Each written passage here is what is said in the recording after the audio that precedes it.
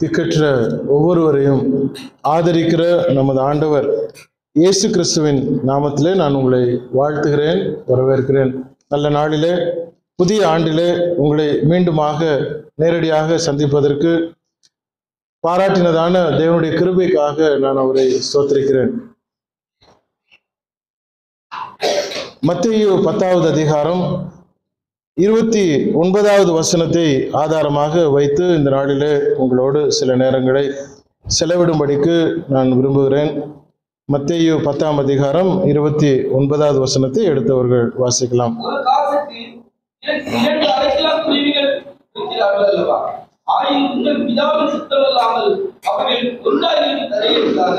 ஒரு காசுக்கு 2 குருவிகள் என்ற தலைப்பிலே இந்த நாளிலே உங்களோடு நான் இடைப்பட வேண்டும். வினோதமாக இருக்கலாம்.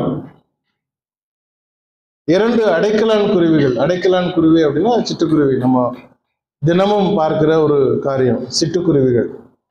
ஒரு காசுக்கு 2 குருவிகள் என்று விற்கிறார்கள் என்று இயேசு கிறிஸ்து அதை சுட்டி காண்பிக்கிறார்.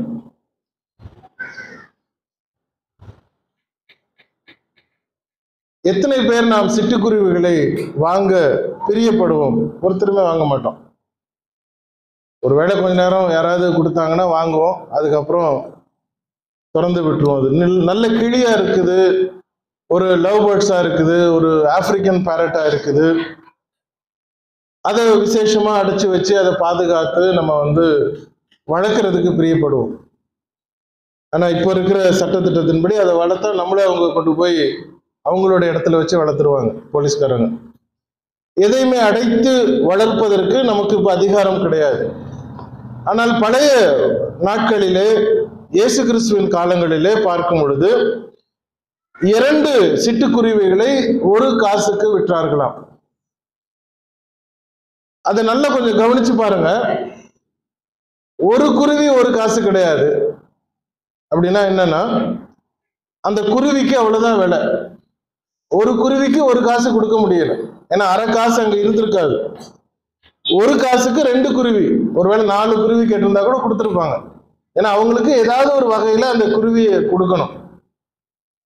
1 காசுக்கு 2 குருவிகளை விற்கிறார்களே என்று தேவன் ஒரு சம்பவத்தை அந்த இடத்துல நமக்கு சுட்டி காண்பிக்கிறார்.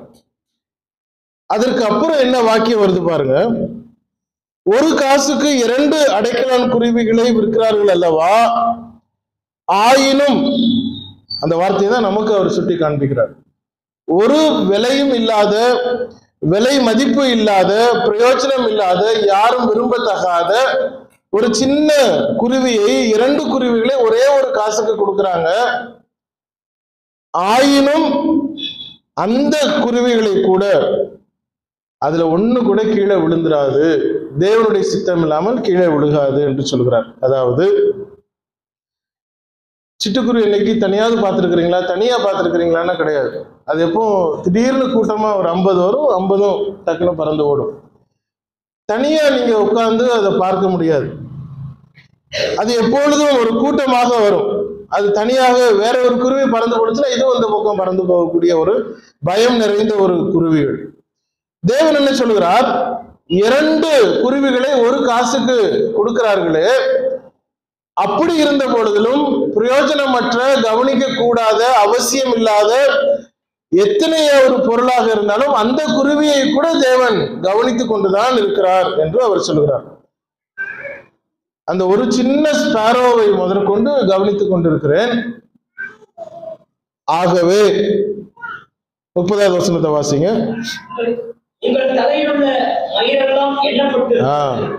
குருவிகள், ஒரு பிரயோஜனமற்ற குருவிகளை தேவன் கவனத்திலே கொண்டிருக்கிறதுனாலே நீங்கள் கவலைப்பட அவசியம் இல்லை. ஏன் கவலைப்பட அவசியம் இல்லையாம்? அவர் சொல்றாரு, உங்கள் தலையிலே இருக்கிற ஒவ்வொரு முடியும், நம்ம பார்பர் ஷாப்புக்கு போகும்பொழுது மொத்தமா வெட்டி விடுவாங்க.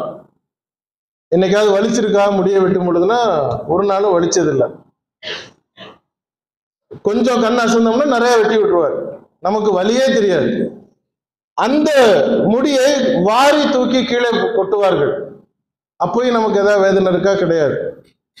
தேவன் என்ன சொல்லுகிறார்? உங்கள் தலையிலே இருக்கிற ஒவ்வொரு முடியை கூட நான் எண்ணி வைத்திருக்கிறேன். I have counted each and every hair in your head அப்படின்னு சொல்லுகிறார். உன்னுடைய தலையில இருக்கிற ஒவ்வொரு முடியையும் நான் எண்ணி வைத்திருக்கிறேன். ஆதலால் 31வது வசனம், ஆதலால் பயப்படாதிருங்கள். அநேகம் அடைக்கலான் குருவிகளை பார்க்கலாம், நீங்கள் விசேஷித்தவர்களாய் இருக்கிறீர்கள். ஒரு காசுக்கு 2 குருவிகள், அந்த குருவியையும் தேவன் கவனித்துக் கொண்டிருக்கிறார். உங்கள் தலையில இருக்கிற ஒவ்வொரு முடியையும் தேவன் எண்ணி வைத்திருக்கிறார். ஆதலால் பயப்படாதிருங்கள். நம்ம நிறைய பேருக்கு ஒரு சிந்தனை என்ன அப்படின்னா, நம்ம வேலையெல்லாம் தேவன் பார்க்கறதுக்கு நேரம் இருக்கா? அவரு எவ்வளவோ பிஸியா இருப்பாரு, உலகத்துல எத்தனை பேரை தான் அவர் கவனிப்பாரு.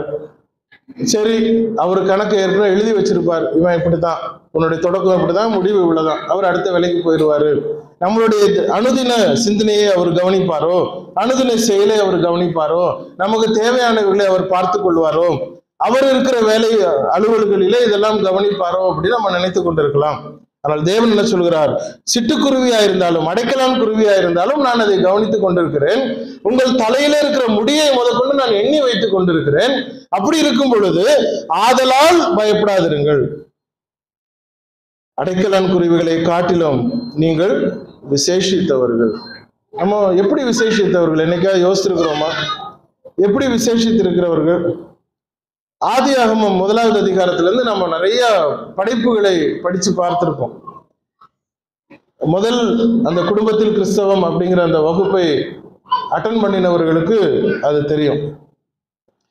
தேவன் ஒவ்வொரு காரியத்தையும் என்ன சொல்றாருன்னா, உண்டாக்குவோமாக அப்படின்னு சொன்னாருன்னா கிடையாது. அவர் என்ன சொல்றாரு? உண்டாக கடவுது அப்படின்னார்.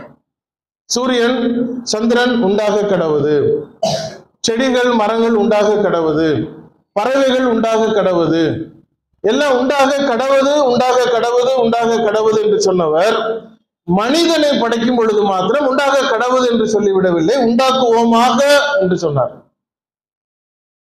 இதை எடுத்து வை, அதை எடுத்து வை, அதை பண்ணு, இதை பண்ணு அப்படின்னு சொல்றது வேற, வாயெல்லாம் நம்ம சேர்ந்து இதை செய்வோம் அப்படின்னு சொல்லும் பொழுது இருக்கக்கூடிய அந்த இணைப்பு, அந்த அன்பு வித்தியாசப்படுகிறது. சேர்ந்து செய்வோம், உண்டாக்குவோம் அப்படின்னு சொல்லி நம்மை தேவன் படைத்தார்.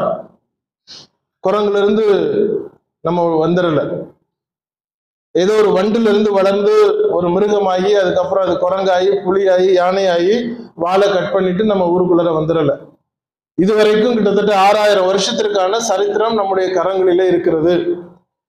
இந்த 6000 வருஷத்துல ஏதாவது ஒரு வண்டு வளர்ந்து ஒரு நாயா வந்துருச்சு அல்லது ஒரு குரங்கு வளர்ந்து மனித குரங்கா மாறிடுச்சு அப்படின்னா கிடையாது. அது அப்படியே தான் இருக்கு. தேவன் நம்மை உருவாக்கினார், நம்மை கரம் கொண்டு உருவாக்கினார், அன்புடன் உருவாக்கினார், பிரியத்துடன் உருவாக்கினார். ஆனால் மற்றவர்களை அப்படி அல்ல, மற்றவர்களை உண்டாக்கினார். உண்டாக கடவுது, உண்டாக கடவுது அப்படின்னாரு, எல்லாம் உண்டாகி விட்டது. ஆனால் நம்மையோ அவர் கரம் கொண்டு படைத்து நம்மை கவனிக்கிறவர். அதனாலதான் சொன்னாரு, அநேக அடைக்கலான் குருவிகளை காட்டிலும் நீங்கள் விசேஷித்தவர்கள். நான் உங்களை உருவாக்கி இருக்கிறேன், நான் உங்களை படைத்திருக்கிறேன். சின்ன வயதிலிருந்து, குழந்தையிலிருந்து, ஒரு கரு உருவானதிலிருந்து நான் கவனித்துக் கொண்டே இருக்கிறேன்.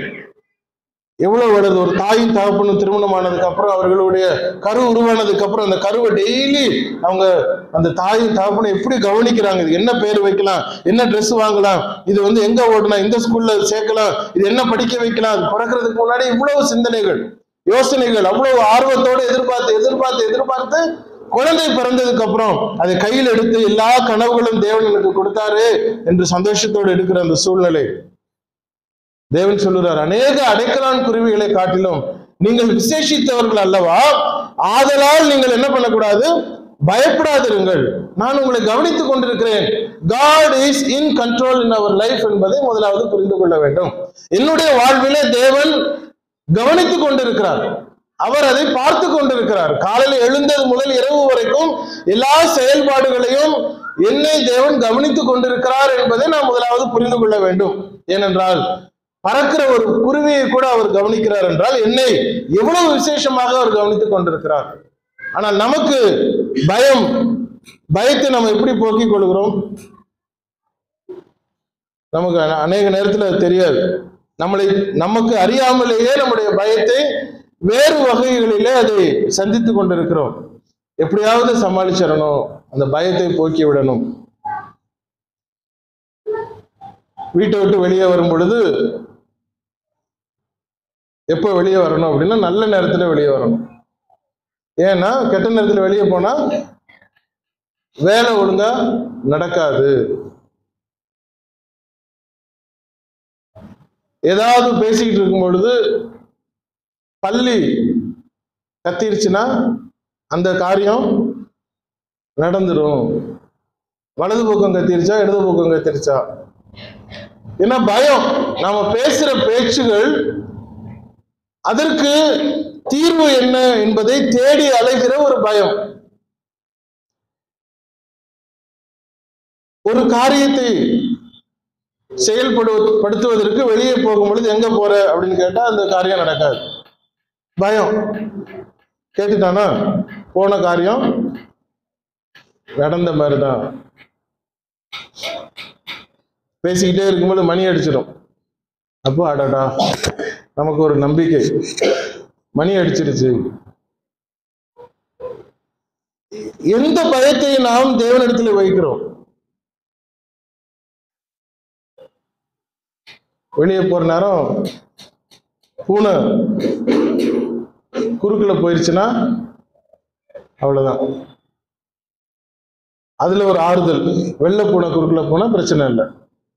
இதே கருப்பு பூனை போயிடுச்சு அவ்வளவுதான். எங்க இருக்கு நம்முடைய தீர்மானம்? எங்க இருக்கு நம்முடைய விசுவாசம்? பயத்தினாலே எல்லாவற்றையும் நாம் உலக ரீதியாக அதை கையாள முயற்சிக்கிறோம். ஒரு செயலை செயல்படுத்தணுமா, அதுக்கு திட்டம் பண்ணுங்க. ஒரு செயலை செயல்படுத்தணுமா, அது வேதத்தின்படி அதை வகைப்படுத்துங்கள். என்ன சட்டத்திட்டம் வைத்திருக்கிறதோ அந்த சட்டத்திட்டத்திற்கு உட்பட்டு அதை செயல்படுத்தும் பொழுது அது நிறைவேறும். பூனை வந்தா என்ன, நாய் வந்தா என்ன, அது எவனோ விரட்டி விட்டுருப்பான், அந்த பக்கம் ஓடி இருக்கும். அது உயிரை தப்புறதுக்காக இடது பக்கம் இருந்து வலது பக்கம் ஓடுதோ, வலது பக்கம் இருந்து இடது பக்கம் ஓடுதோ, தலையில குதிச்சு ஓடுதோ, அது அதோடைய உயிரை காப்பாற்றி கொள்ள ஓடுகிறது. ஆனா நமக்கு என்ன பயம்னா, நாம் போன காரியம் நடக்காமல் போய்விட்டால் என்ன நடக்கிறது? தேவன் சொல்லுகிறார், நீ பூனைக்காக பயப்படுறியா? நைட்டு விளக்கு வச்சுட்டா, லைட் எரிச்சுட்டா என்ன பண்ணக்கூடாது? யாருக்கும் அவசரத்துக்கு கடன் கொடுத்துடக்கூடாது. கொடுத்துட்டா என்ன ஆயிடும்? லட்சுமி வெளியே போயிடும்.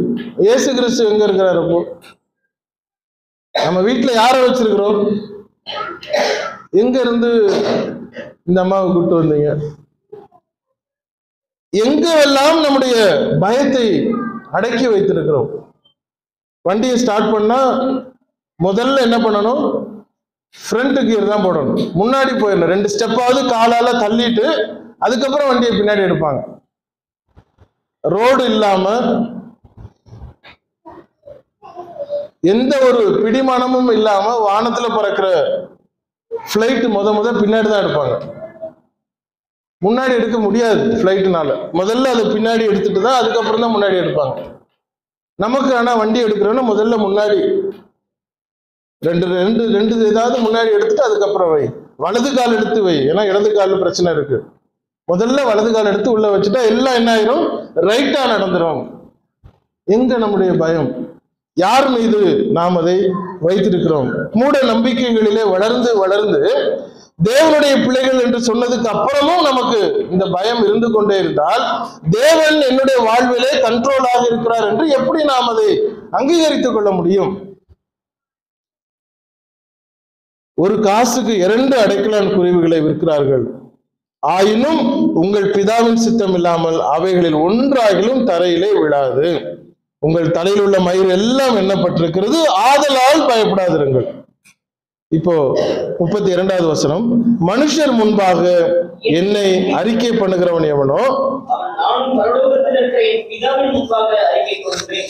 எதை சொன்னதுக்கு அப்புறம் எந்த வார்த்தைகளை கோர்வையாக சொல்லுகிறார் என்பதை நாம் முதலாவது கவனிக்க வேண்டும். முதலாவது என்ன சொல்லுகிறார்? ஒரு காசுக்கு 2 அடைக்கலான் குருவி. அந்த குருவிகளை தேவன் கவனித்துக் கொண்டிருக்கிறார். உங்கள் தலைகளிலே இருக்கக்கூடிய மயிரெல்லாம் எண்ணப்பட்டிருக்கிறது, அதனால் நீங்கள் பயப்படாதிருங்கள். இப்போ என்ன சொல்றாரு? மனுஷன் முன்பாக என்னை அறிக்கை பண்ணுகிறவன் எவனோ அவனை நானும் பரலோகத்துக்கு முன்பாக அறிக்கை பண்ணுவேன். ஊழியக்காரரை கூப்பிட்டு ஜெபம் பண்ணி ஒரு வேலையை ஆரம்பிக்கிறது. ஆனா போற நேரம் வலது கால் எடுத்து போகணும், எலுமிச்சம்பழத்தை நசுக்கிட்டு போகணும், வெள்ளைப்பூனை வர நேரமா போகணும், பசுமாடு வர நேரமா போகணும், சனிக்கிழமையில வச்சிடக்கூடாது, புதன்கிழமையில வைக்கணும். எல்லாம் பார்த்து அத்தனை கேலண்டர்லையும் எங்கேயாவது கருப்பு புள்ளி இருக்கா அப்படின்றத செக் பண்ணி வெள்ளை புள்ளியா இருக்கிற இடமா பார்த்து எல்லாம் குறிச்சு. ஆனா தொடங்கினது எங்க இருந்து? ஜெபத்துல இருந்து. ஜெபத்துல தொடங்கி ஊர்ல உள்ள எல்லா சூனியங்களையும் நம்மளே சேர்த்து வாங்கி வைத்துக் கொண்டு, அதுக்கப்புறம் இந்த வேலை கெட்டு போச்சு, நடக்கல, இது சரி வரல அப்படின்னா அதுக்கு யார் பொறுப்பு? தேவனா பொறுப்பு? அதுக்கு நாம பொறுப்பு. இப்ப இயேசு கிறிஸ்து என்ன சொல்கிறார்? மனுஷர் முன்பாக என்னை அறிக்கை பண்ணுகிறவன் எவனோ, என்னை மறுதலிக்கிறவன் எவனோ. வீட்டுக்குள்ளார ஊழியக்காரரை கூப்பிட்டு ஜெபம் பண்ணியாச்சு. ஆனா வெளியே போனா யாரை மறுதலிச்சோம்? இயேசு கிறிஸ்து மறுதலிச்சோம். எப்படி? என்னுடைய வாழ்க்கையிலே தேவன் கண்ட்ரோலாக இருக்கிறார், யார் எனக்கு எதிராக வர முடியும் என்று மனுஷன் முன்னதாக நான் சொல்ல தவறிவிட்டேன். எனக்கு பூனை வேணும், நாய் வேணும், அமாவாசை வேணும், எனக்கு வெளிச்சம் வேணும், எல்லாம் வேணும். இயேசு எங்க போனாரு? எப்படி அப்புறம் வாழ்க்கையில வெற்றிகள் காண்பது? அதைத்தான் சொல்றாரு, மனுஷர் முன்பாக என்னை அறிக்கை பண்ணாதவன் எவனோ அவனை நானும் என் பரலோகத்தின் பிதாவிற்கு முன்பதாக அறிக்கை பண்ண மாட்டேன். பக்கத்துல உட்கார்ந்து வலது பார்சத்தில் உட்கார்ந்து எனக்காக எப்படி அவரு வேண்டிக் கொண்டே இருப்பார்? நம்ம தான் வேண்டான்னு சொல்றோமே. தொடக்கத்துல ஆண்டவரை கேட்டோம், ஆனா வெளியே வந்ததுக்கு அப்புறம் பைபிள ஒரு பேக்கு கடியில வச்சுக்கிட்டோம். நமக்கு ஊரார் சொல்றதெல்லாம் நமக்கு தேவை. அவனை பகிச்சுக்க வேண்டாம், இவனை பகிச்சுக்க வேண்டாம், எல்லாம் சொல்றதெல்லாம் கேட்டுக்கிறோம். ஒரு வீட்டுல கிளாஸ் உடைஞ்சிடட்டோமே பார்ப்போம். இன்னைக்கு அந்த பிரச்சனை இருக்கு.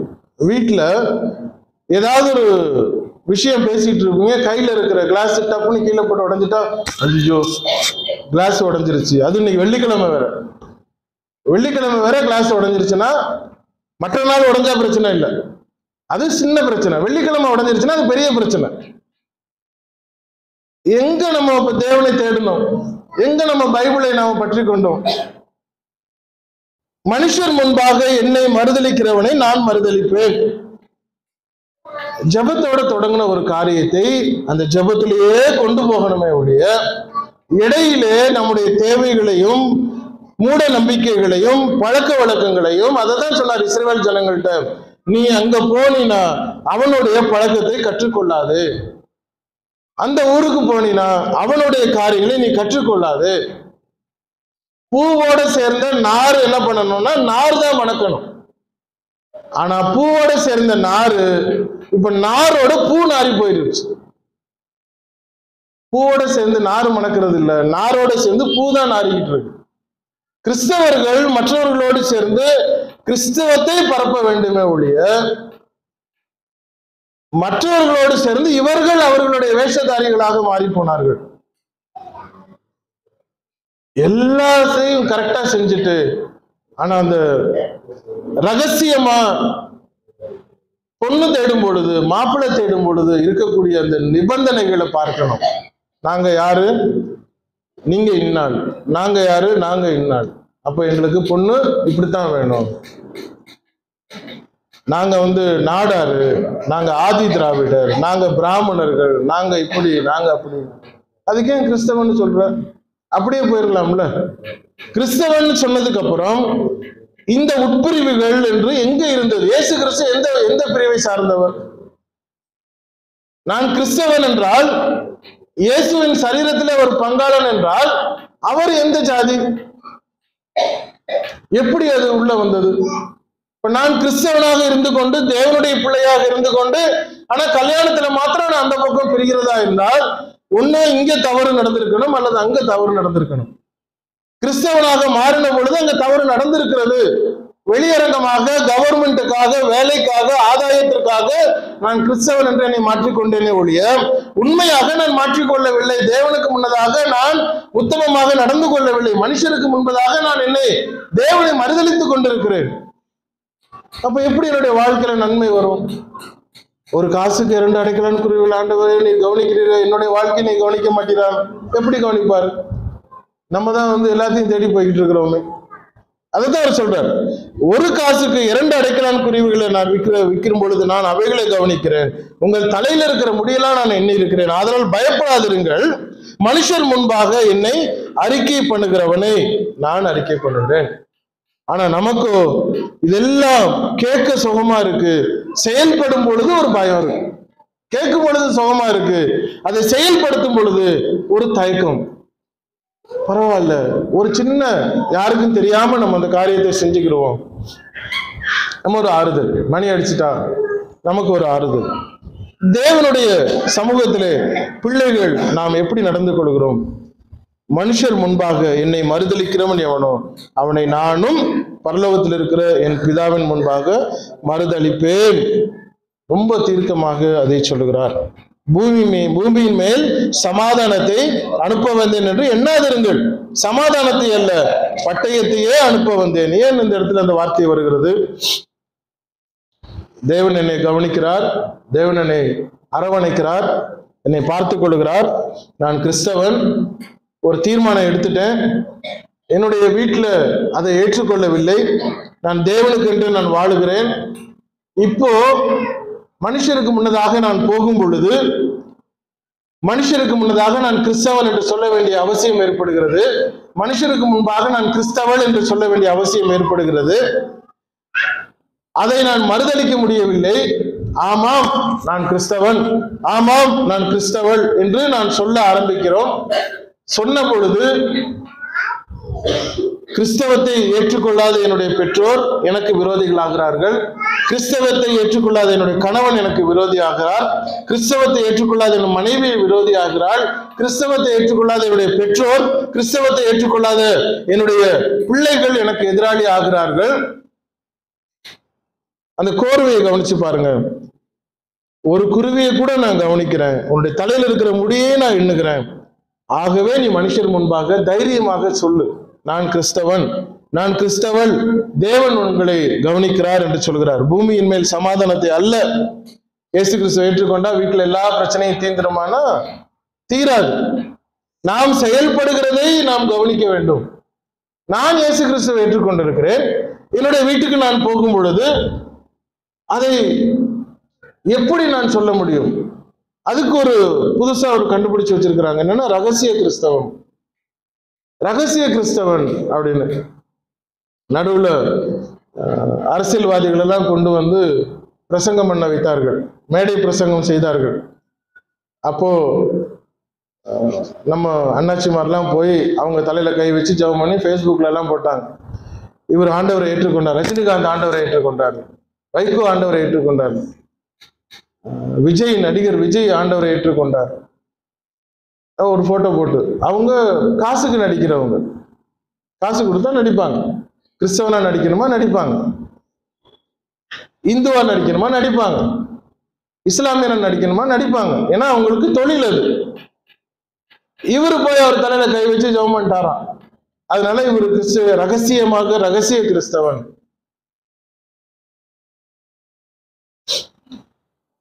ஒரு காமெடி நடிகர், அவர் பயங்கரமா மேடையெல்லாம் பிரசங்கம் பண்ணார். எல்லாரும் அவர் பேச்சை கேட்கறது, சிரிக்கிறத கேட்கறதுக்கு போனாங்க. வெளியரங்கமாக நான் கிறிஸ்தவன் என்று அவர் வாயாலே சொன்னதுக்கு அப்புறம் ஒரு படத்திலே நடிக்கிறார். இறந்து போனார் நினைக்கிறேன். வாழ்க்கையை எங்கு நாம் தேடிக்கொண்டிருக்கிறோம்? நாம் தொலைச்சிட்டோம். இயேசு என்கிற பெயரிலே நாம் வெளியரங்கமாக கிறிஸ்தவனாக வாழுக தெரிகிறோமே ஒழிய உண்மையாகவே நாம் கிறிஸ்தவனாக வாழுகிறோமா என்றால் அதை நாம் மறுதலித்துக் கொண்டிருக்கிறோம். பூமியின் மேல் சமாதானத்தை அனுப்ப வந்தேன் என்று எண்ணாதிருங்கள். சமாதானத்தை அல்ல, பட்டயத்தையே அனுப்ப வந்தேன். நீங்கள் தைரியமாக இயேசு கிறிஸ்துவை வெளியே அறிவிக்காதது வரைக்கும் உங்களுக்கு நீங்கள் கிறிஸ்துவை மறுதலிக்கிறீர்கள் என்பது கவனிக்க வேண்டிய ஒரு காரியமாய் இருக்கிறது.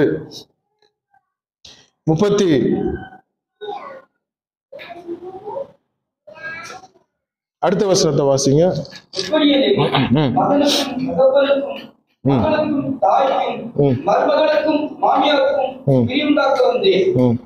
35வது வசனத்தை வாசிக்கிறோம் வாங்க.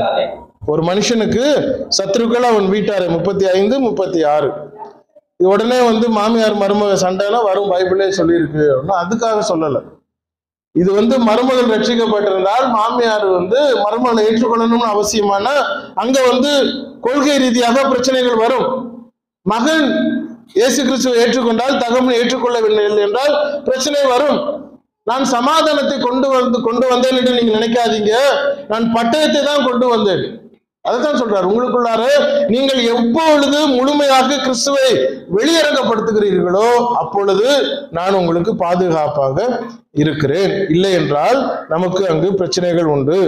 அப்பதான் சொல்றாரு, தகப்பனையாவது தாயையாவது என்னிலும் அதிகமாய் நேசிக்கிறவன் எனக்கு பாத்திரம் இல்லை. கவனிச்சிங்களா? நான் ரட்சிக்கப்பட்டேன் என்று சொன்னால் ரகசியமாக மூடி கார்பெட் கடியில வைத்திருந்தால் அது நாரிதான் போகும். அதை நான் வெளியரங்கமாக நான் சொல்லால் பிரச்சனைகள் வருமானா வரும். ஆனால் தேவன் என்ன சொல்கிறார்? தகப்பனையாவது தாயையாவது என்னிலும் அதிகமாய் நேசிக்கிறவன் எனக்கு பாத்திரனே அல்ல. நீ பிரயோஜனம் இல்லப்பா, ஒரு பிரயோஜனமும் இல்லை. அப்ப இயேசு கிறிஸ்துவை ஏன் ஏற்றுக்கொண்டீர்கள்? தேவனுடைய குமாரன் என்று எப்படி நான் அறிக்கையிட முடியும்? அவர் தேவனுடைய குமாரன் என்றால் எல்லாவற்றையும் அவர் என்னை பாதுகாப்பதற்கு அவராலே முடியும், அவர் என்னை பரலோகத்துக்கு கொண்டு போக முடியும் என்று நான் விசுவாசித்துதானே ஏற்றுக்கொண்டேன். அப்பொழுது தைரியமாக அறிக்கையிடுவதில் என்ன பிரச்சனை? ஐயோ இவங்க விட்டுட்டு ஓடி போயிடுவாங்க, ஐயோ அவங்க விட்டுட்டு ஓடி போயிடுவாங்க. அப்பதான் சொல்றாரு, தகப்பனையாவது தாயையாவது என்னிலும் அதிகமாய் நேசிக்கிறவன் எனக்கு பாத்திரன் அல்ல. அப்பதான் சொன்னாரு, தன் சிலுவையை எடுத்துக்கொண்டு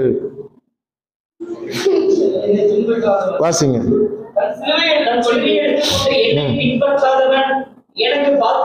மத்தேயு 10ஆம் அதிகாரம் 38வது வசனத்தை வாசிட்டு இருக்கிறோம். அப்பதான் சொல்றாரு, தன் சிலுவையை எடுத்துக்கொண்டு என்னை பின்பற்றாதவன். எங்க தொடங்கினாரு? பயப்படாதிருங்கன்னு தொடங்கினாரு. ஏன் பயப்படக்கூடாது?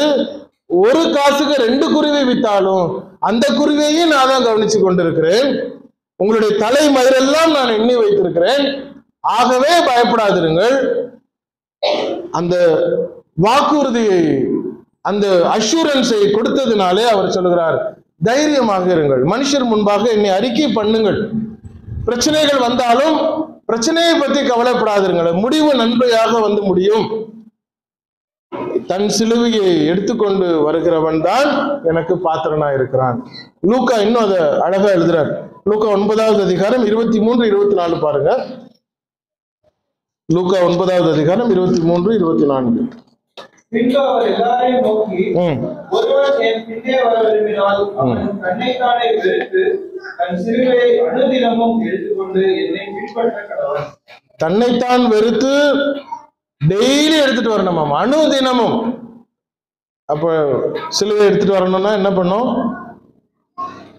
நல்லா ஒரு சிலுவையை செஞ்சு ஓலையிலையோ மரத்திலேயோ, அல்லது நமக்கு நல்ல காசு இருக்குப்பா, ஒன்றும் பிரச்சனை இல்லை, நம்ம என்ன பண்ணலாம்? ஒரு வெள்ளியில 1 கிராமுக்கு செஞ்சுக்கோ.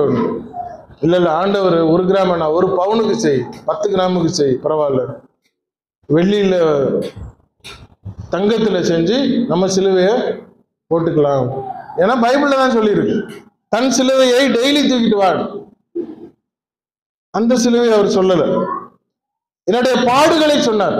நமக்கு ஒரு பாடுகள் இருக்கிறது. நான் கிறிஸ்துவை ஏற்றுக்கொண்டேன், அதன் நிமித்தமாக குடும்பத்திலே எனக்கு சில நிந்தனைகள் உண்டு. நான் கிறிஸ்துவை ஏற்றுக்கொண்டேன், வேலையில எனக்கு பிரச்சனை இருக்கிறது. கிறிஸ்துவை ஏற்றுக்கொண்டேன், ஊரிலே என்னை ஏற்றுக்கொள்ள மாட்டேங்கிறார்கள், கரண்டை பிடுங்கிட்டு போயிடுறாங்க. கிறிஸ்துவை ஏற்றுக்கொண்டேன், எனக்கு சமுதாயத்திலே அங்கீகாரம் இல்லை. தேவன் என்ன சொல்கிறார்? உன்னுடைய சிலுவையை நீ டெய்லி எடுத்துட்டு வா. அவர் அதுதான் பரீட்சை பார்க்கிறார். உன்னுடைய பரீட்சை விசுவாசம் எங்கு இருக்கிறது, உன்னுடைய விசுவாசம் எப்படி இருக்கிறது, அந்த பரீட்சையை நான் பார்த்து நீங்க அதை பாஸ் ஆனீங்கன்னா அதுக்கப்புறம் அடுத்த லெவலுக்கு நம்ம போக முடியும். அதை விட்டுட்டு நாம விசுவாசத்துல நிலைத்திருக்கிறோம் என்று சொல்லிக்கொண்டு பூனைக்கும் நாய்க்கும் எல்லாவற்றுக்கும் பயந்து கொண்டே இருந்தால் எப்படி பயப்படாதிருங்கள் என்று இயேசு சொன்ன வார்த்தைக்கு நான் பாத்திரவானாக மாற முடியும். அனுதினமும் அதை எடுத்துக்கொண்டு வா. வேலையில பிரச்சனையா வாங்க, குடும்பத்துல பிரச்சனையா வாங்க. தேவனை நாம் மறுதலிக்காமல் அவர் முன்னதாக தைரியமாக சொல்ல வேண்டும். சபைக்கு வரும்பொழுது எத்தனை பேரு சத்தம் இல்லாம யாருக்கும் தெரியாம வர்றாங்க தெரியுமா? பைபிளை தூக்கிட்டு வந்துட்டா யாராவது கண்டுபிடிச்சிருவாங்க. அதனால ஒரு பேக்ல போட்டு கொண்டு வர்றது, அது போட்டும் சிலர் பேக்லையும் போட்டு கொண்டு வர்றது இல்லை. பேக்குள்ள என்ன இருக்கு அப்படின்னு கேட்டுருவாங்களாம். அதனால நாங்க அப்படியே வருவோம், போன்ல நாங்க பாத்துக்கிறோம். ஒரு பைபிளை தூக்க முடியலன்னா தேவன் உங்களை எப்படி தூக்க போறாரு? ஜகரியா 9வது அதிகாரம் 9வது வசனத்தை வாசிக்கலாம். ஜகரியாவின் புத்தகம் 9வது அதிகாரம் 9வது வசனம். 1098வது பக்கம்.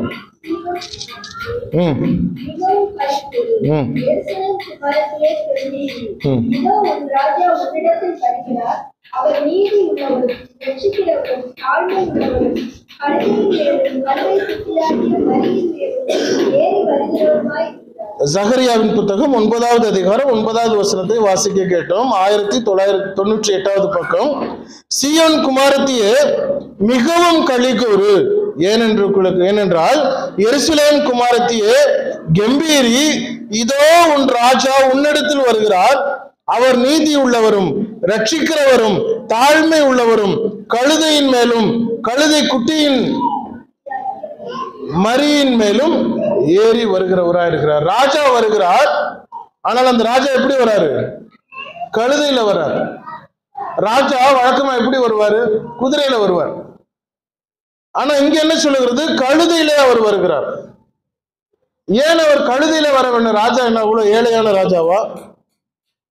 அவர் கழுதையிலே தான் வருவார் என்று பழைய ஏற்பாட்டிலே சொல்லிவிட்டது. அதே போலதான் இயேசு கிறிஸ்து உள்ளே வரும் பொழுது, எருசலேமுக்கு உள்ளே வரும் பொழுது அவர் கழுதையின் மேல்தான் ஏறி வருகிறார். ஏன் கழுதையில வர வேண்டும்? சண்டைக்கு போறவங்க தான் குதிரையில போவாங்க. சொந்தக்காரங்களை பார்க்க போறவங்க குதிரையில போய் இறங்க மாட்டாங்க, அவங்க கழுதையில போவாங்க. ஏன் அப்படின்னா அந்த காலத்துல பிரயாணத்துக்கு கழுதை பயன்படுத்தப்பட்டது. இப்பவும் அரபி தேசங்களில குக்கிராமங்களிலே இப்பவும் கழுதை தான் பயன்படுத்தப்பட்டு கொண்டிருக்கிறது. கோவேறு கழுதை, நம்ம ஊர் கழுதை கிடையாது. நம்ம ஊர் கழுதையில கால் தட்டும். அந்த ஊர் கழுதைகள் கோவேறு கழுதை என்று சொல்லுகிறது. அது குதிரை, அந்த கழுதையிலே கொஞ்சம் வித்தியாசமான ஒரு ரகம். அந்த கழுதை பிரயாணத்திற்காக பயன்படுத்தப்படுகிறது. இதோ சீயோன் குமாரத்தியே மிகவும் களிகூறு, உன் ராஜா உன்னுடைய இடத்திற்கு நோக்கி அவர் வருகிறார். நீதி உள்ளவர், ரட்சிக்கிறவர், தாழ்மை உள்ளவர். 3 காரியங்களை அவர் கொண்டு வருகிறார். அவர் நீதி உள்ளவராய் இருக்கிறதுனாலே அந்த ராஜாவை நீ கவனிக்க முடியும். அவர் தாழ்மை உள்ளவராய் இருக்கிறதுனாலே எல்லா ஜனங்களையும் அவர் கவனிக்கிறவராய் இருக்கிறார், விசாரிக்கிறவராய் இருக்கிறார். நீ மேன்மையானவனோ, தாழ்மை உள்ளவனோ, உள்ள தள்ளப்பட்டவனோ, வளர்ந்தவனோ, தேவன் அவர் உங்களை கவனிக்கிறவர் என்று சொல்கிறார். நீதி உள்ளவர், ரட்சிக்கிறவர், தாழ்மை உள்ளவர். அவர் கழுதையின் மேலும் கழுதை குட்டியாகிய மரியின் மேலும் அவர் வருகிறவர். இந்த 2 காரியத்தை ஏன் சொல்லுகிறார்கள் என்றால், பழைய ஏற்பாட்டையும் புதிய ஏற்பாட்டையும் அல்லது இஸ்ரவேலர்களையும் புறஜாதியாரையும் சேர்ந்து அவர் சொல்கிறார். புறஜாதியாரையும் இஸ்ரவேலர்களும் கழுதை, ட்ரெயின்டு டாங்கி, ஒரு பழக்கப்பட்ட ஒரு கழுதையையும் அதனுடைய குட்டியையும் சேர்த்து அவர் கொண்டு வருகிறவராக நாம் அங்கு பார்க்கிறோம். இப்போ தெரிந்தெடுக்கப்பட்டவர்கள், விலக்கப்பட்டவர்கள், இரு தரத்தாரையும் சேர்த்து அவர் கொண்டு வருகிறவராக அவர் வந்தார். ஏனென்றால் அவர் ராஜாவாய் இருக்கிறார். அவரிலே நாம் விசுவாசம் வைக்க முடியும். அவர் நம்மை கவனிக்கிறவர் என்று அவர் சொல்கிறார். லூக்கா 8ஆம் அதிகாரம் 50வது வசனத்தை வாசிக்கலாம். லூக்கா 8:50. இயேசு அதை கேட்டு, ம். பயப்படாதே, ம். விசுவாசம் உள்ளவனாய் இரு. ம். அப்பொழுது அவள் ரட்சிக்கப்படுவாள் என்றார்.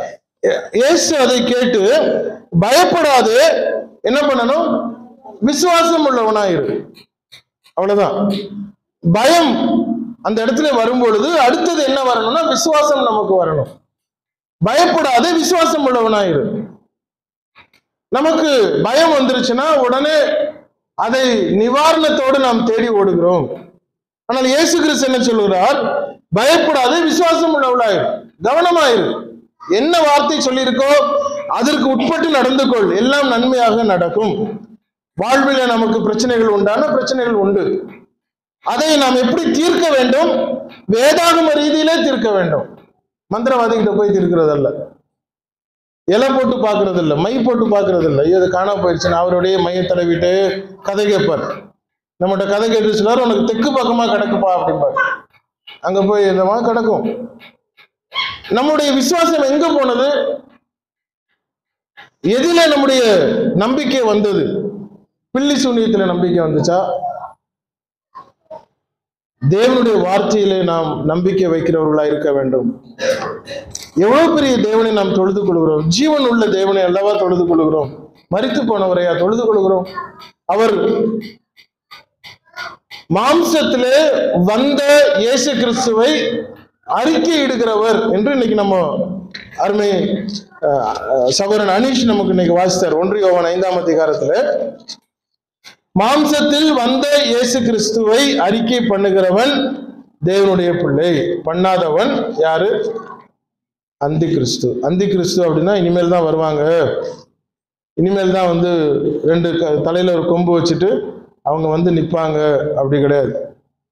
1 யோவான் 4ஆவது அதிகாரத்துல அவர் இன்னைக்கு வாசித்தார். 2வது வசனம், தேவ ஆவியை நீங்கள் எதினாலே அறியலாம் என்றால் மாம்சத்தில் வந்த இயேசு கிறிஸ்துவை அறிக்கை பண்ணுகிற எவனும் தேவனால் உண்டாயிருக்கிறது. அவர் எப்படி மாம்சத்துல வந்தார்? அந்த இயேசுவை தேவன் என்று ஏற்றுக்கொள்ளாதவன் அவன் அந்தி கிறிஸ்து என்று சொல்லுகிறது வேதாகமம். அந்தி கிறிஸ்துனா ஆன்டி கிரைஸ்ட், கிறிஸ்துவுக்கு எதிரானவர்கள். கிறிஸ்துவுக்கு எதிரானவர்கள் இப்பொழுதும் இருக்கிறார்கள் என்று 85ஆம் ஆண்டிலேயே வேதாகமம் இந்த நிருபம் எழுதும் பொழுது அவர் இந்த மனுஷன் எழுதி வைத்திருக்கிறார். அந்தி கிறிஸ்து என்றால் புதுசாக இனிமேல் தான் வருவாங்க, திடீர்னு நான் ஆன்டி கிரைஸ்ட் அப்படின்னு ஒருத்தர் இறங்குவாருன்னா அப்படி கிடையாது. அந்தி கிறிஸ்துனா கிறிஸ்துவுக்கு எதிரானவர்கள். கிறிஸ்துவுக்கு எதிரானவர்கள் இப்பொழுதும் இருக்கிறார்கள் என்று 85ஆவது ஆண்டுகளிலேயே யோவான் அதை எழுதி பதித்து வைத்திருக்கிறார். யார் அந்த கிறிஸ்துவுக்கு எதிரானவர்கள்? இயேசு கிறிஸ்துவை ஏற்றுக்கொள்ளாதவர்கள், இயேசு தேவனுடைய குமாரன் என்று ஏற்றுக்கொள்ளாதவர்கள், என்னுடைய வாழ்க்கையிலே தேவன் இதை செய்ய முடியும் என்று ஏற்றுக்கொள்ளாதவர்கள். எனக்கு வாழ்க்கையை தேவன் ஆசீர்வாதத்தை கொடுத்திருக்கிறார், அவர் அதை நிறைவேற்றுவார் என்று நம்பிக்கை எனக்கு இருக்க வேண்டுமே ஒழிய, நம்பிக்கை இல்லாம நான் என்னுடைய பாதையை தேடி ஓடினேன் என்று சொன்னால் இயேசு கிறிஸ்துவை நான் மறுதளிக்கிறவனாக போய்விடுவேனே. மாம்சத்தில் வந்த இயேசு கிறிஸ்து. 1 தீமோத்தேயு 3ஆம் அதிகாரம் 16வது வசனத்தை வாசிக்கலாம். 1 தீமோத்தேயு 3:16, 257வது பக்கம். தேவபக்திக்குரிய ரகசியமானது யாவரும் ஒப்புக்கொள்கிறபடியே மகா மேன்மை உள்ளது. தேவன் மாம்சத்திலே வெளிப்பட்டார், ஆவியிலே நீதி உள்ளவருக்கு விளங்கப்பட்டார், தேவ தூதர்களால் காணப்பட்டார், புறஜாதிகளிடத்தில் பிரசங்கிக்கப்பட்டார், உலகத்திலே விசுவாசிக்கப்பட்டார், மகிமையிலே ஏறெடுத்துக் கொள்ளப்பட்டார். இயேசு கிறிஸ்துவை குறித்து மிக தெளிவாய் சொல்கிறது. தேவன் மாம்சத்திலே வெளிப்பட்டார். நம்மை ரட்சிப்பதற்காக ஆதியிலிருந்து இருக்கிற தேவன் மாம்சத்திலே இந்த உலகத்திலே 2000 ஆண்டுகளுக்கு முன்பதாக மாம்சத்திலே அவர் வந்தார். வானத்திலிருந்து தொப்புன்னு குதிச்சிடல, மரத்திலிருந்து ஒரு கிளையை வெட்டும் பொழுது கிளையிலிருந்து இறங்கி வந்துடல. அவர் வயிற்றிலே கருவாக உருவாகி பூரணமாக அவர் உருவாக்கப்பட்டு அவர் வெளியே குழந்தையாக வந்தவர். குழந்தைய வந்த உடனே 2 நாள்ல கிடுகிடுன்னு வளர்ந்து அவர் பிரசங்கம் பண்ண ஆரம்பித்து விடவில்லை. நம்மை போல அவர் சிறு குழந்தையாக பிள்ளையாக அவர் வளர்ந்தார். நம்மை போல அவர் வளர்ந்து வாலிபனாக வந்து ஏறத்தாழ 30 வருடத்திலே அவர் ஊழியத்திற்கென்று உள்ளே கடந்து வந்து மற்ற ஜனங்களிடத்தில் அவர் பிரசங்கிக்க ஆரம்பிக்கிறார். தன்னுடைய தேவனுடைய வார்த்தைகளை அவர் வெளிக்கொண்டு வருகிறார். தனக்கு கொடுக்கப்பட்ட கட்டளைகளை அவர் நிறைவேற்றுகிறார். சிலுவையிலே அவர் பலியாக ஒப்பு கொடுக்கப்படுகிறார், அடக்கம் பண்ணப்படுகிறார். அவர் 3ஆம் நாள் உயிரோடு எழும்புகிறார். எல்லா ஜனங்களுக்கு முன்பதாக ஏறத்தாழ 500 ஜனங்களுக்கு கண்களுக்கு அவர் தன்னுடைய உயிர் தெழுந்ததுக்கு பின்பு தன்னை அவர் காண்பித்தார். அதற்கப்புறம் அவர் பரலோகத்துக்கு ஏறி சென்றார். இது சரித்திரமாக இருக்கிறது. மாம்சத்தில் வந்த தேவன், அவர் யாரோ வந்தார், அவர் இறந்து போனார், அவர் அவ்வளவுதான் அடக்கிட்டாங்க, அப்படி கிடையாது. அவர் உயிரோடு எழுந்தவர். எத்தனையோ பேர் வந்தார்கள், நான் கடவுள் என்று சொன்னார்கள், எல்லாம் ஓடி போயிட்டாங்க. அவங்கவுங்க நேரம் வந்துருச்சு, அவங்கவுங்க அவங்களுடைய பாதையை போய்விட்டார்கள். அவர்களுடைய வாழ்க்கையிலே அவர்கள் எத்தனையோ காரியத்தை செய்தார்கள். ஆனால் அவர்களுடைய ஜீவன் முடிந்து போனது. அந்த ஜீவன் மீண்டும் எழும்பி வரவே இல்லை, இனியும் வரப்போவது இல்லை. இந்த உலகத்திலே பிறப்பதற்காக வரப்போவது அல்ல. ஆனால் இயேசு கிறிஸ்துவோ அவர் வந்து வாழ்ந்து பிரசங்கம் செய்து நம்முடைய பாவங்களுக்காக சிலுவையிலே மரித்து அடக்கம் பண்ணப்பட்டு 3ஆம் நாள் உயிரோடு எழுந்து பரத்துக்கு ஏறி சென்றவர். அப்பேற்பட்டவர் சொன்னார், நான் மீண்டும் வருகிறேன். என்னுடைய வேதாகமத்திலே சொல்லப்பட்டிருக்கிற எல்லா வாக்கு தத்தங்களும் நிறைவேறி இருக்கிறது, ஒரே ஒன்றை தவிர. அப்ப எல்லாம் நிறைவேறினதுனாலே மீதம் இருக்கக்கூடிய இனி வருவேன் என்று சொன்னதும் நிறைவேறும். அவர் வரும் பொழுது நான் தயாராக இருக்கிறேனா? மனுஷர் முன்பாக நான் அறிக்கை பண்ணுகிறதற்கு என்னை தைரியமாக வைத்துக் கொள்ள வேண்டும். பயப்படாது, விசுவாசம் உள்ளவனாயிரு. தேவனுடைய குமாரனாகிய இயேசு கிறிஸ்து என்னுடைய இரட்சகர், என்னை மீட்டெடுக்கிறவர். என்னை அவர் வளர்ப்பார், என்னை அவர் ஆசீர்வதிப்பார், என்னை பாதுகாப்பார், என்னுடைய தேவைகளை அவர் சந்திப்பார். எத்தனை கஷ்டங்கள் வந்தாலும் அதிலிருந்து நான் மீண்டு வருவதற்கு அவர் உதவி செய்வார் என்கிற எண்ணம், அந்த ரட்சிப்பு என்னுடைய உள்ளத்துல இருந்தால் நான் மனுஷர் முன்னதாக தைரியமாக நான் அறிக்கை பண்ண வேண்டும். அப்பதான் சொன்னாரு, பயப்படாதே, விசுவாசம் உள்ளவனாயிரு. மத்தேயு 5ஆம் அதிகாரம் 36, 37 வாசிங்க. சாரி, மார்க்கு புத்தகம் 5ஆம் அதிகாரம் 36, 37. அவர்கள் சொன்ன வார்த்தையை இயேசு கேட்டவுடனே ஜெப ஆலயத்தின் தலைவனை நோக்கி, பயப்படாதே, விசுவாசம் உள்ளவனாய் என்று சொல்லி பேதுருவையும் யாக்கோபையும் யாக்கோபின் சகோதரர் யோவானையும் தவிர வேறு ஒருவரும் தம்மோடு வருவதற்கு இடம் கொடாமல். கவனிச்சீங்களா? இங்கே என்ன சொல்றாரு?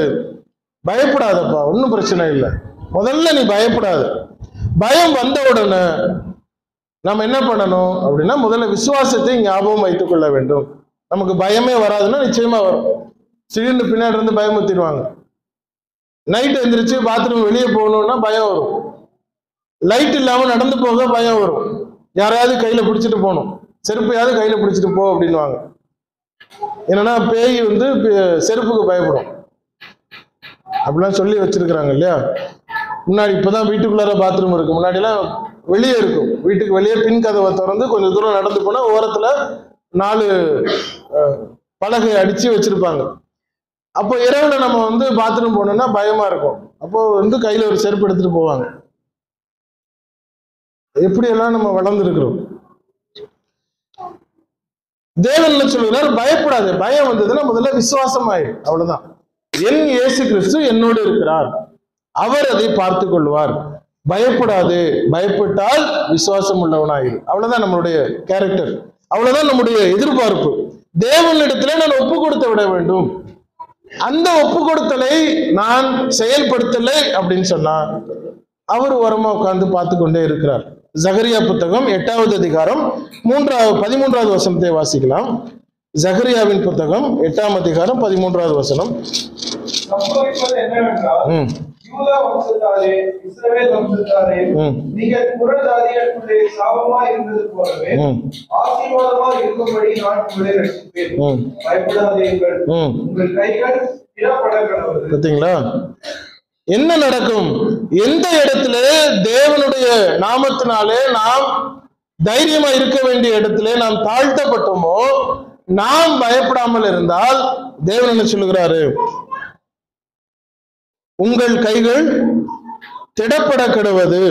சம்பவிப்பது என்னவென்றால், யூதா வம்சத்தாரே, இஸ்ரவேல் வம்சத்தாரே, நீங்கள் புறஜாதிகளுக்கு உள்ளே சாபமா இருந்தது போலவே ஆசீர்வாதமா இருக்கும்படி நான் உங்களை ரட்சிப்பேன். அந்த ஒரு வாக்குத்தத்தம் அவர்களுக்கு கொடுத்தார். இன்றைக்கும் அதைத்தான் அவர் எதிர்பார்க்கிறார். அவரை நான் சார்ந்திருக்கும் பொழுது, ஐயோ அந்த பிள்ளைக்கு ஒண்ணுமே தெரியாது, நான் தான் போய் அதை செய்யணும். ஐயோ அவங்களுக்கு ஒண்ணுமே தெரியாது, நான் தான் அவங்கள பாதுகாக்கணும். எல்லாம் தெரியும் அப்படின்னா யாரும் நமக்கு உதவிக்கு வர மாட்டாங்க. ஒண்ணுமே தெரியாதுன்னா ஊரே அந்த இடத்துல வந்து நிற்கும். இயேசு கிறிஸ்துவை அதைத்தான் அவர் எதிர்பார்க்கிறார். பயப்படாத, விசுவாசமாயிரு, என்னை நம்பியிரு. மோசே உலகத்தில் உள்ள எல்லா மனுஷரையும் காட்டிலும் அவன் சாந்தம் உள்ளவன், அவனுக்கு எதிர்த்து பேச தெரியாது. அவனை யாராவது திட்டினாங்கன்னா அவன் பேசாம உட்கார்ந்துருவான், அதனால நான் போய் நிற்பேன் என்று சொல்லி தேவன் மோசேக்காக வந்து வழக்காடினார். ஏன்னா தேவனுக்கு தெரிஞ்சிருக்கு, மோசேயை யாராவது திட்டாங்கன்னா அவர் வந்து பேசாம இருப்பாரு, அவருக்கு திருப்பி பேச தெரியாது, பாயிண்டா பேச தெரியாது. அன்னைக்கு இத்தனை மணிக்கு இந்த வார்த்தை சொன்னீங்க அப்படின்னு வாக்கு ஃபுல்லா அவருக்கு எழுத தெரியாது. தேவன் போய் அங்க நின்னார். அவங்க தம்பியா இருந்தாலும் சரி, தங்கச்சியா இருந்தாலும் சரி, அக்காவா இருந்தாலும் சரி, அண்ணனா இருந்தாலும் சரி, நான் பாத்துக்கிறேன் அப்படின்னு அவர் வந்து நிற்கிறார். ஏன்னா அவருக்கு தெரியாது. அவருக்கு தெரியாது என்பது மற்றவருக்கு தெரிய வேண்டும். எனக்கு என்னால முடியாது ஆண்டவரே, நான் மாட்டிக்கொண்டிருக்கிறேன், நீங்கள் என்னை காப்பாற்றுங்கன்னா அவர் வந்து நிற்பார். ஆனால் பூசாரியை போய் பார்த்துக்கிட்டு இருந்தோம்னா பூசாரி வந்து நிற்பார்.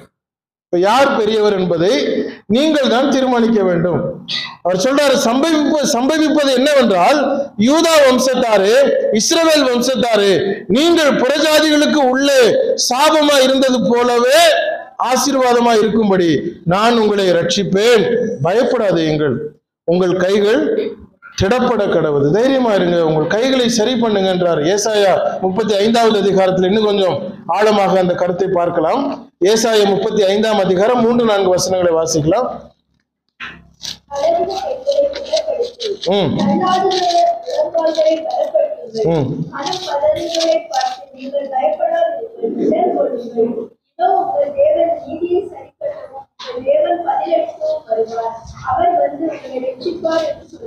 கவனிச்சீங்களா? ஏசாயா 35ஆம் அதிகாரம் 3-4 வசனங்கள். தளர்ந்த கைகளை திடப்படுத்தி தள்ளாடுகிற முழங்கால்களை பலப்படுத்துங்கள், மனம் பதறுகிறவர்களை பார்த்து நீங்கள் பயப்படாதிருங்கள், திடன் கொள்ளுங்கள், இதோ உங்கள் தேவன் நீதியை சரி கட்டவும் உங்கள் தேவன் பதிலளிக்கவும் வருவார், அவர் வந்து உங்களை ரட்சிப்பார் என்று சொல்லுங்கள். தைரியமா சொல்லுங்க, திடப்படுத்துங்கள் உங்கள் கைகள். ஐயோ எனக்கு பிரச்சனை வந்தது, அதனால நான் வந்து இப்போ பைபிள் படிக்கிறத நிப்பாட்டிட்டேன். ஐயோ எனக்கு ஒரே பிரச்சனை, அதனால நான் வந்து ஜெபம் பண்றதை நான் நிப்பாட்டிட்டேன். என்னமோ செய்யறது இல்லை, நான் பாட்டுக்கு உண்டு, என் வேலை உண்டு, நான் உட்கார்ந்து இருக்கிறேன்.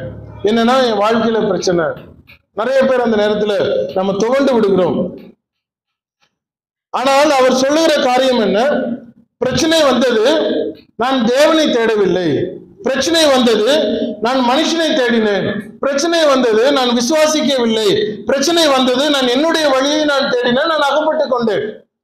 ஆனால் தேவனை தேடின பொழுதோ, நான் விசுவாசித்த பொழுதோ, அவரை பற்றி கொண்ட பொழுதோ அவர் சொல்லுகிறார், உங்கள் கைகளை திடப்படுத்துங்கள், தளர்ந்த கைகளை திடப்படுத்தி தள்ளாடுகிற முழங்கால்களை பலப்படுத்துங்கள் என்று அவர் சொல்கிறார். அதுதான் நம்ம கவனிக்க வேண்டும். ஏனென்றால் இயேசு கிறிஸ்து நெறிந்த நாணலை முறிக்காதவர், அணைகிற திரியை அவர் அணைத்து போடாதவர், கொலைத்து போடாதவர்.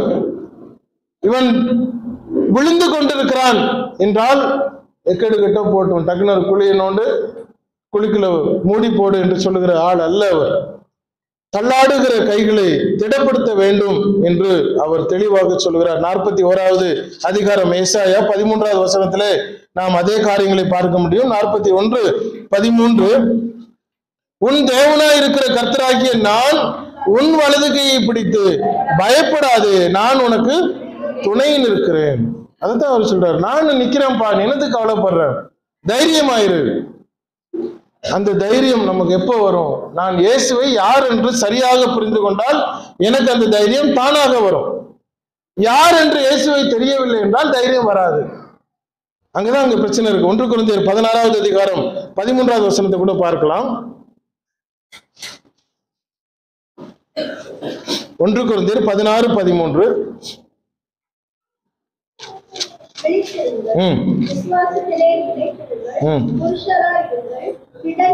கவனிச்சீங்களா? விழித்திருங்கள், புருஷராயிருங்கள், திடன் கொள்ளுங்கள், விழித்திருங்கள், விசுவாசத்துல நிலைத்திருங்கள், புருஷராயிருங்கள், திடன் கொள்ளுங்கள். எல்லாரும் டக்குன்னு புடவைலாம் கழட்டி போட்டுட்டு பேண்ட் சட்டை மாட்டிக்கோங்க அப்படின்னு சொல்லல. புருஷராயிருங்கள்னா போய் உங்களுக்கு ஜெனட்டிக்களை மாத்திக்கோங்கன்னு சொல்லல. புருஷராயிருங்கன்னா தீர்மானம் எடுங்க, கரெக்டா தீர்மானத்தை எடுங்க, சரியா எடுங்க, கவனமா இருங்க. தீர்மானம் எடுக்கிறதுல நீங்கள் கவனமா இருக்க வேண்டியது அவசியம். தளர்ந்த கைகளை எப்படி சரி பண்றது? பாதைகளை செவ்வை பண்ணுங்கள், தேவன் அதை உங்களை சரி பண்ணுகிறார் என்றார். எபிரேயர் 12வது அதிகாரம் 12-13 வசனங்களை நாம் வாசிக்கலாம். எபிரேயர் புத்தகம் 12ஆம் அதிகாரம் 12-13 வசனங்கள். நெகிழ்ந்த கைகளையும் தளர்ந்த முழங்கால்களையும் நீங்கள் திரும்ப நிமிர்த்தி உடமாயிருக்கிற திசைக்கு போகாமல் சொஸ்தமாகும்படிக்கு உங்கள் பாதங்களுக்கு வழிகளை செவ்வைப்படுத்துங்கள். எப்படி தளர்ந்த கைகளை சரி பண்ணணுமா? பாதைகளை என்ன பண்ணுங்க? சரி பண்ணுங்க.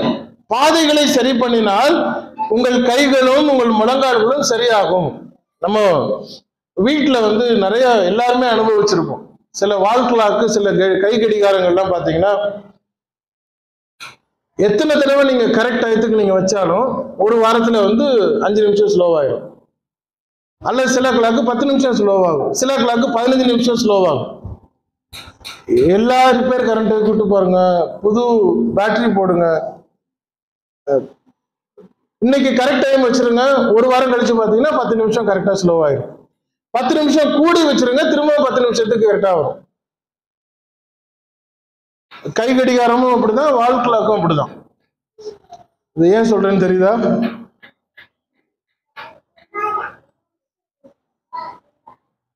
பத்து நிமிஷம் லேட், 15 நிமிஷம் லேட் அப்படிங்கிறது வால் கிளாக்ல மாத்திரம் இல்ல, நம்மளுடைய பாடி கிளாக்லயும் அந்த பிரச்சனை இருக்கு.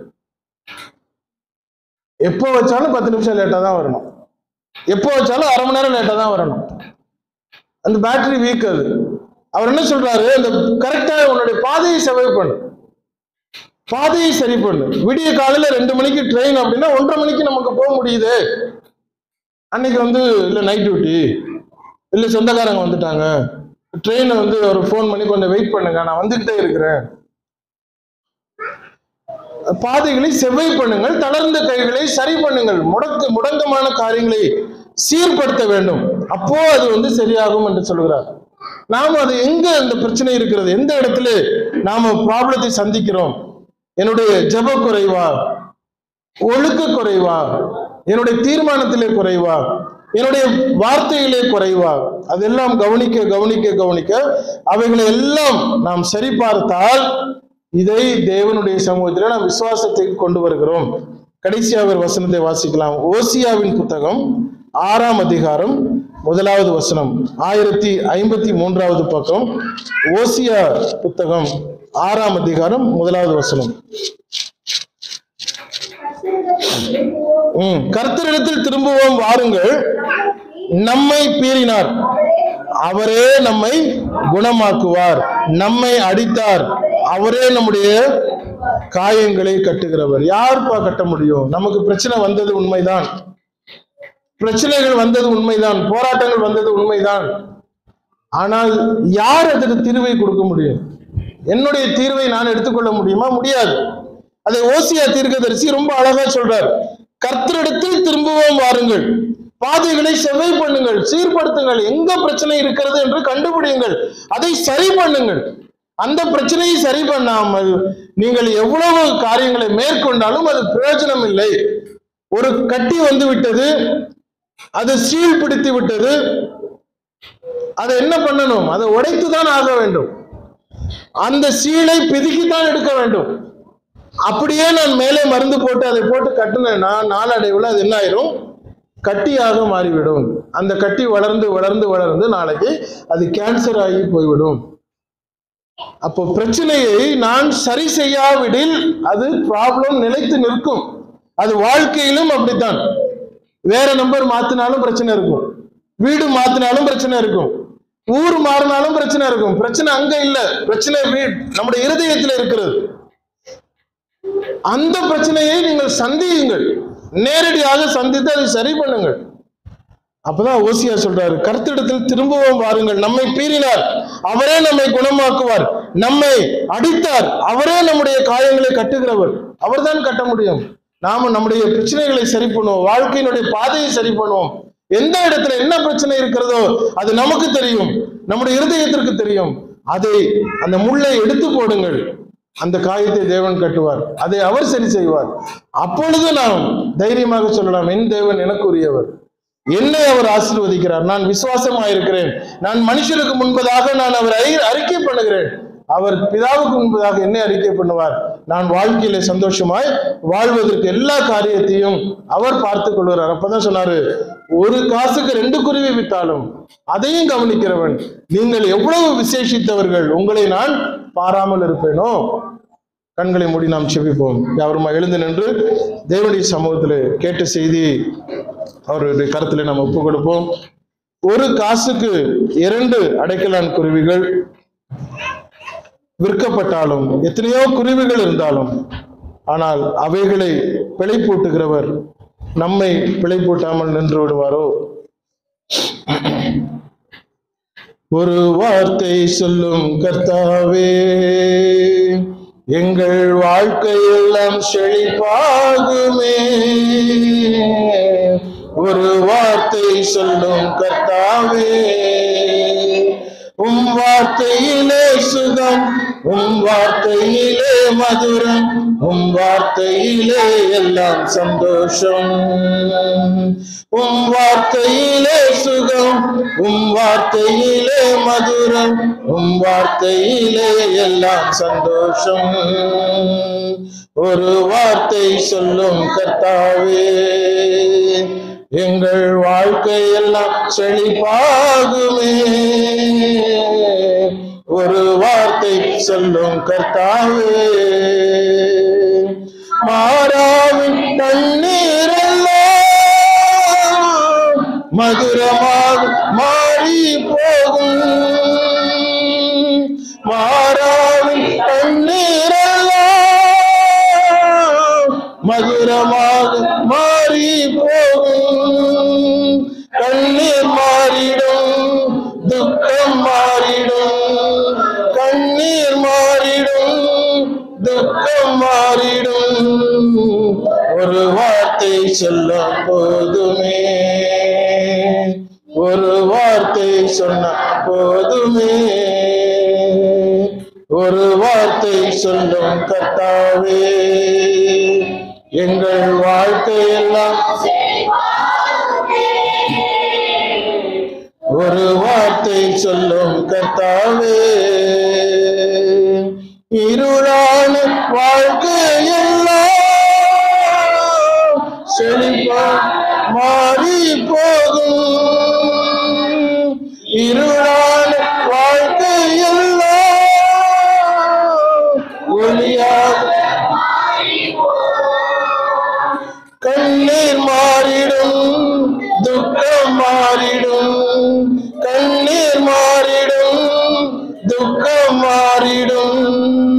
ஒரு வார்த்தை சொன்னால் போதுமே, நீர் ஒரு வார்த்தை சொன்னால் போதுமே. ஒரு வார்த்தை சொல்லும் கர்த்தாவே, எங்கள் வாழ்க்கையெல்லாம் செழிப்பாகுமே. ஒரு வார்த்தை சொல்லும் கர்த்தாவே, தீராத நோய்கள் எல்லாம்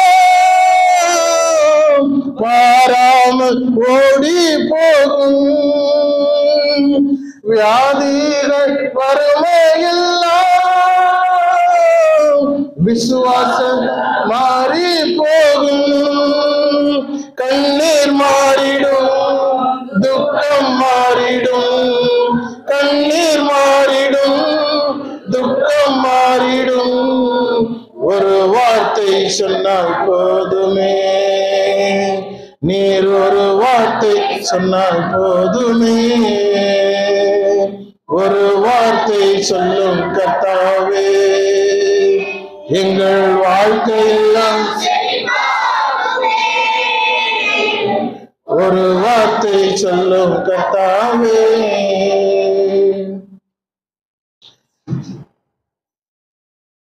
நம்முடைய வாழ்க்கை